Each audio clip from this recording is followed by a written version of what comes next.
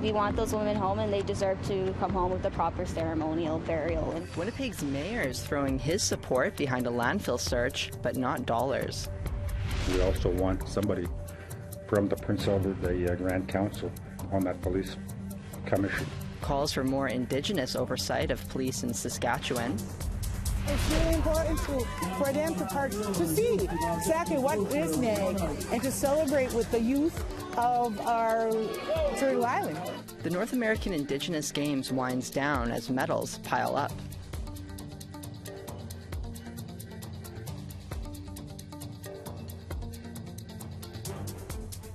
Good evening, I'm Sav Jonesa, and welcome to APTN National News. Winnipeg Mayor Scott Gillingham invited the families of two women who are alleged victims of homicide to a meeting in his office yesterday to express his support for the search of landfills to find the remains of their loved ones, but there are no funds on offer. APTN's Leanne Sanders reports. All levels of the government, they need to do better in the future, whether that be in terms of landfill searches or even just supplying supports to MMIWG2S families. Cambria Harris emerged from the meeting saying Mayor Scott Gillingham offered what the city could to support a search, but that didn't include funds. Harris said the meeting with Gillingham was constructive. Premier Heather Stephenson said no to backing a search, citing jurisdictional issues and worker safety. Screw your jurisdiction. It's about the fact that we want those women home, and they deserve to come home with the proper ceremonial burial. In my culture, we believe that if you don't get that proper burial with ceremony, then you are stuck between this world and the spirit world. And Harris says while it's too late to mount a search this far into the summer, they will continue to fight to have the work done. Assembly of Manitoba Chiefs Grand Chief Kathy Merrick says she appreciates Mayor Gillingham sitting down with them and says they've also had talks in recent weeks with the federal government.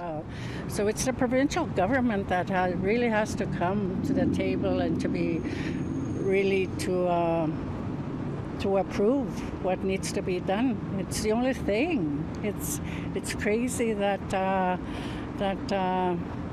there's no response to them other than saying no, and it's not right to say no. The families have been lobbying to have Winnipeg area landfills searched after a man was charged in the deaths of 4 women, and the remains of 1 were found at the Brady Road facility. Kyra Wilson, chief of Long Plain First Nation, where the women were from, says the mayor's office showed the families respect. We did not, unfortunately, have that at the meeting with the Premier, which is unfortunate. And right now, we're going to continue moving ahead. Leanne Sanders, APTN National News, Winnipeg. The province responded in part saying that there are no guarantees in finding remains, and they are committed to help vulnerable populations. In Saskatchewan, after months of turmoil at the Prince Albert Police Service, there are calls for more Indigenous oversight of the province's police. The Prince Albert Grand Council is calling to be included on the Saskatchewan Police Commission Board. The comprehensive report resulting from special inquiry contains 4 to 5 recommendations, each holding a key to more just and secure future. It is imperative that we act upon these recommendations without delay, and we owe it to the families who have endured unimaginable pain and to our community as a whole. The Grand Council is reacting to recommendations released by the Ministry of Corrections and Public Safety that examined the troubled force in the wake of the deaths of 13-month-old Tanner Brass and 33-year-old Saul LaLiberty. Brass was allegedly killed by his father in February of 2022. LaLiberty died in Prince Albert Police Service's custody in November of 2021. His mother, Amelia Bloomfield, had asked the service to take her son to the hospital as she believed he was in medical distress. Instead, officers ignored her, and LaLiberty was found dead in his cell. A 21-year veteran with the force was charged with criminal negligence causing death and failing to provide medical assistance earlier this month. Outgoing Police Chief Jonathan Bergen retired in May this year, citing personal attacks and character assassination. Now, Chief Hartlett is asking for a seat on the new board. Prince Albert Grand Council calls for recommendations number 28, which proposes the inclusion of Government of Saskatchewan on the board of the police commissioners to be expanded to also include a representative from the Prince Albert Grand Council. So we want that. From that recommendation, we also want somebody from the Prince Albert Grand Council on that police commission. Indigenous leaders in the province are calling on all police agencies to stop lodging any intoxicated person in cells. They argue that qualified staff should be on hand to care for those individuals. Hardlot seemed to agree. I've always said that I'm an optimist, and I can only be that way, and just hope for and keep encouraging people to do the right thing, to stop this now. It has to stop. Families like here, we can't go on like, we have to feel for the family. It's about humanity. We can't continue treating people like this, vulnerable people like this. And I've always asked the police services, respect the vulnerable people, not only the vulnerable people, the people that you take into custody. That's all we ask. Brent McGillivray, APTN National News, Saskatoon. We want to hear what you think about Indigenous policing. Here's how to continue the conversation. Send your emails to news@aptn.ca. Leave a comment on aptnnews.ca. You can also find us on Facebook, Twitter, Instagram, YouTube, and TikTok. Follow APTN News to join the conversation and see our latest stories. Now we have to take a quick break, but when we return, a hometown hero is celebrated in Akwesasne. It's kind of overwhelming. It's kind of sunk in now that I got drafted.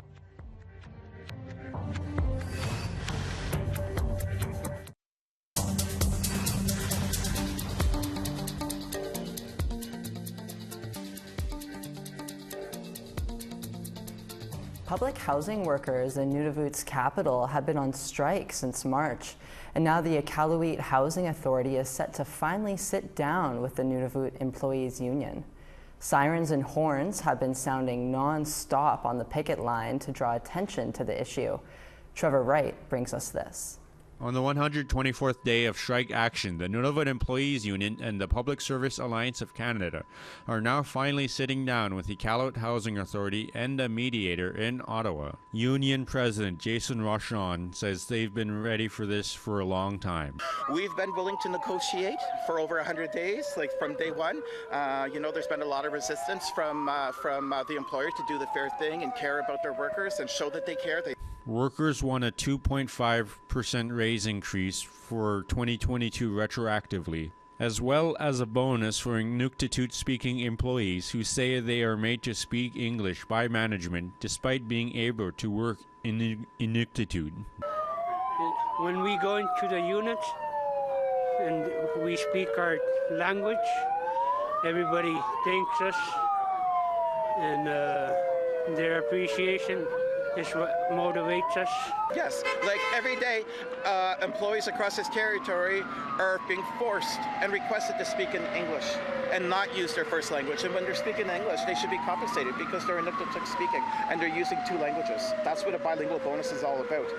Over the strike action period, the Nunavut Employees Union have signed collective agreements in other Nunavut communities, such as with the Arviat Housing Association.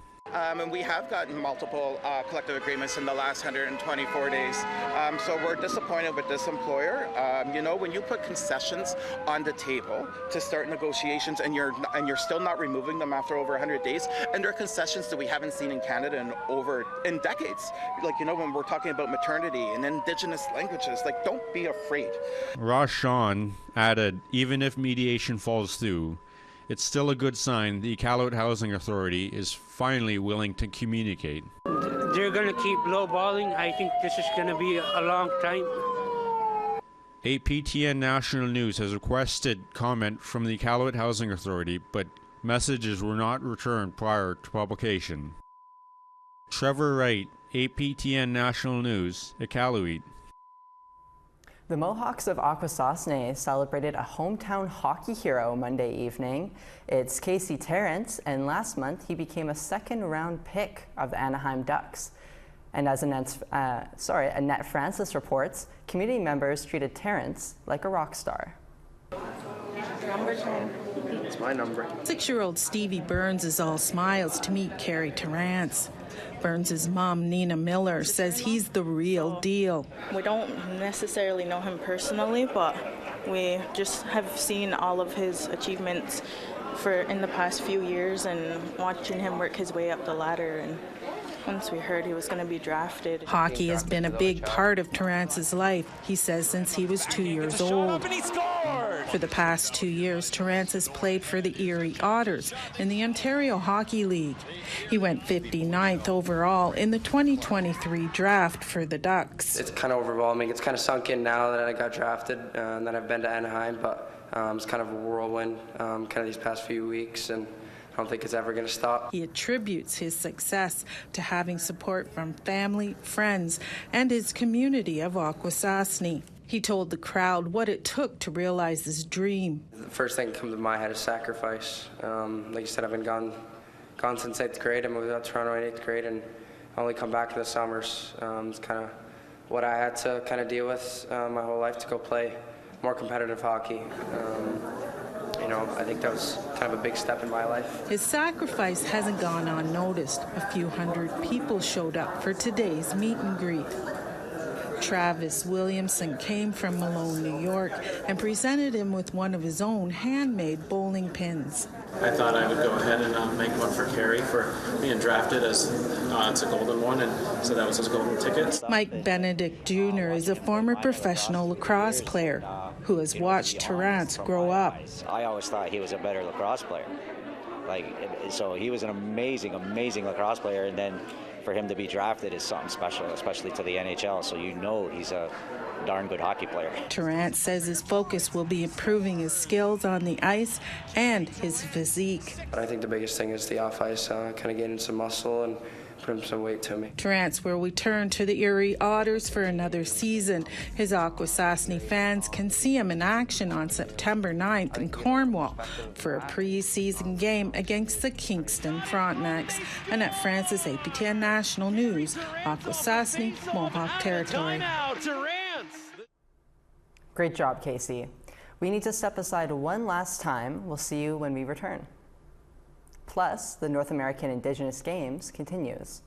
It's really important for them to see exactly what is NAIG and to celebrate with the youth of our Turtle Island.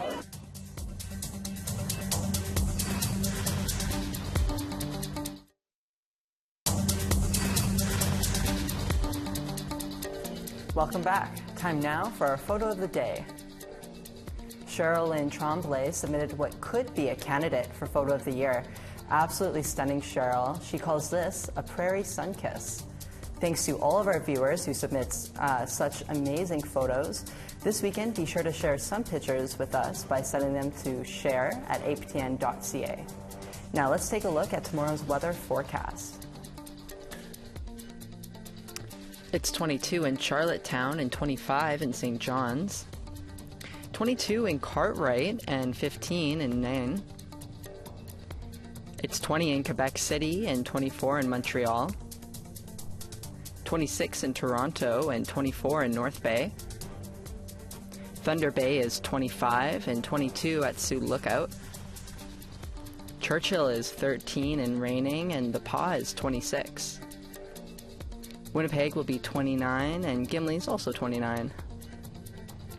28 in Saskatoon, 31 in Regina. 23 in Stony Rapids, 25 in Buffalo Narrows. 28 in Fort McMurray, 28 in High Level. 36 in Medicine Hat and 27 in Edmonton. Vancouver is going to be 27 and 33 in Kamloops. 23 in Fort Nelson and 23 in Prince George. 30 in Mayo and 24 in Whitehorse. Yellowknife is 24 and Norman Wells is 28. 25 in Colville and 15 in Sax Harbor. 14 in Chesterfield, and 19 in Well Cove. Resolute is 16 and Iqaluit is 9.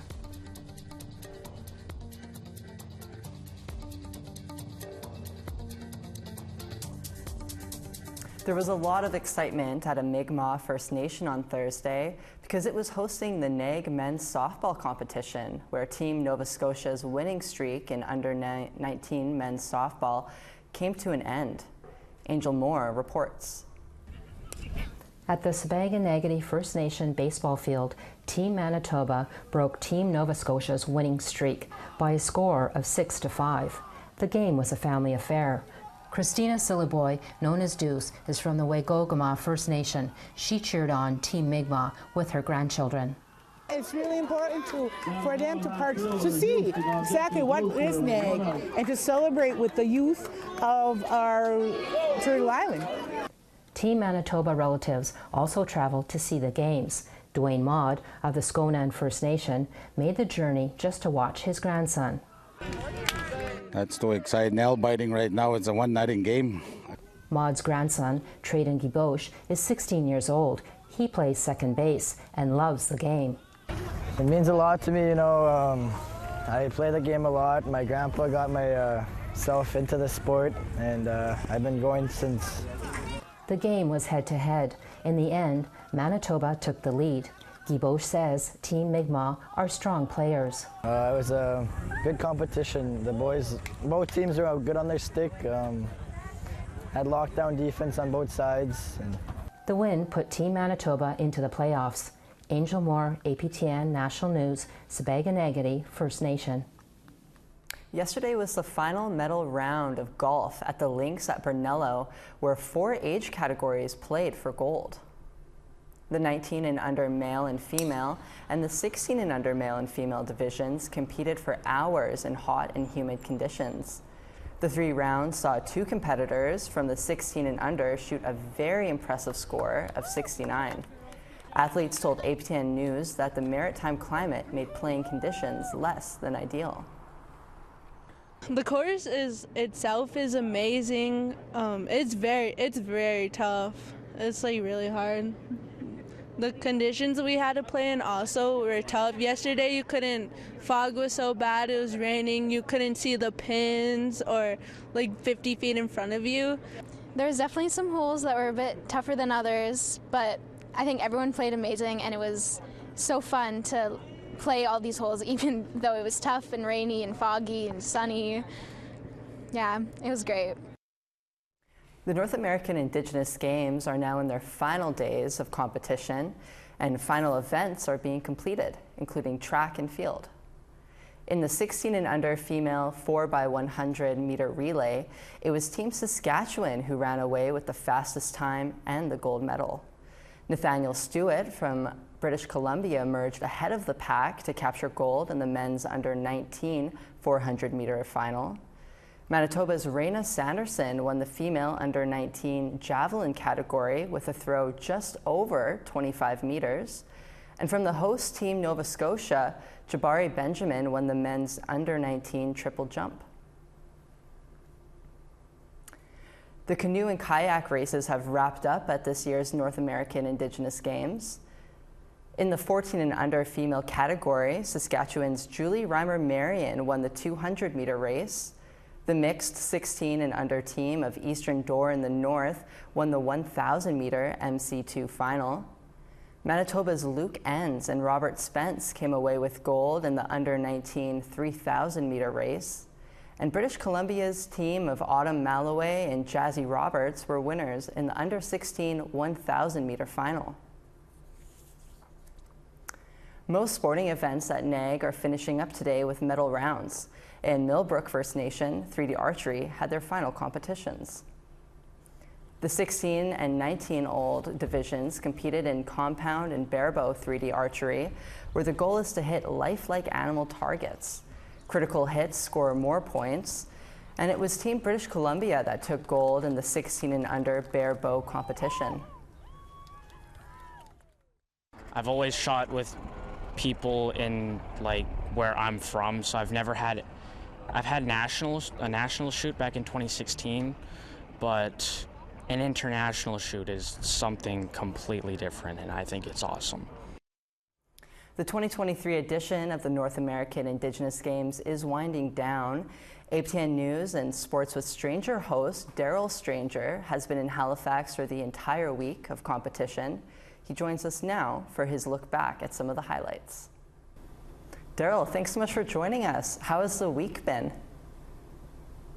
Sav, it's great to join you. You've been doing a great job hosting. The week here at NAIG has just been, it's hard to put into words. It's just been fantastic to be here, to see the joy on all of these athletes' faces and all the parents that made the trip and the volunteers and just everybody who made the trip here to NAIG and in Jabuktuk, Halifax. It's just been such a wonderful week. I know a lot of these kids were really excited to finally be here after obviously the postponements over the last few years. And for some of these kids, it's been their first time since 2017 in Toronto for NAIG, and this might be their only opportunity because of the postponement. So this whole week has just been full of laughter, of joy, of excitement, and just finally getting to be able to compete in their sport that they've been perfecting over the last few years. So this whole week has just been nothing but joy here in Jabuktuk. What has been a highlight for you personally? Oh, for me, I mean, this might be cheesy, but the highlight's just been the whole week itself. I mean, to finally be here, to finally be able to cover these games, to cover these wonderful athletes, and to cover some of the stories that are around these games. This whole week has just been a big highlight for me, and I know the whole APTN team covering this. One of the stories I did was the lone representative from California, Maya Heidig, and she had her mom and dad. Her mom's the coach, and her dad's there as well with her. And yeah, I got to speak with her and just to see how she's sort of bonding with some of the other teams and Team Wisconsin and some of the other states as well. Just they all sort of are coming together and just being so kind and wonderful to each other and seeing other nations and other cultures. This whole week is just sort of a whole highlight for me. It's been great. How disappointed are people that the closing ceremonies are canceled? Yeah, it was a tough blow to get word that the closing ceremonies were going to be canceled. I know it was a time that was going to be a big gathering place and everybody could come together one more time before we all go our separate ways. So a lot of people, like you said, are disappointed, but there might still be a few options in terms of the concerts and that sort of thing to maybe reschedule. But yeah, the Mother Nature just hasn't cooperated so far today. We've had great weather all week, but a lot of people are really looking forward again to gathering one more time before we all depart. But yeah, with that being said, there's still a lot of really great memories everybody can look back on, especially us here as the news team covering this, and the athletes and everybody still has all those memories from throughout the week. So it's been a really great week. That's great. We'll have to end it there, Daryl, but once again, thanks so much for talking with us today. Sav, it was my pleasure. That's all we have for your APTN National News this evening. We leave you tonight with footage of the Deadly Aunties comedy tour from Ontario.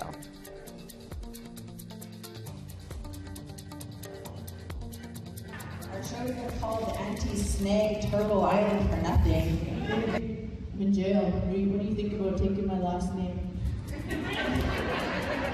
I was like, relax, you're in Facebook jail. That means you can't post for 24 hours. I'll see you in 24 hours. I was just yesterday on the way to North Bay, and it was pretty funny.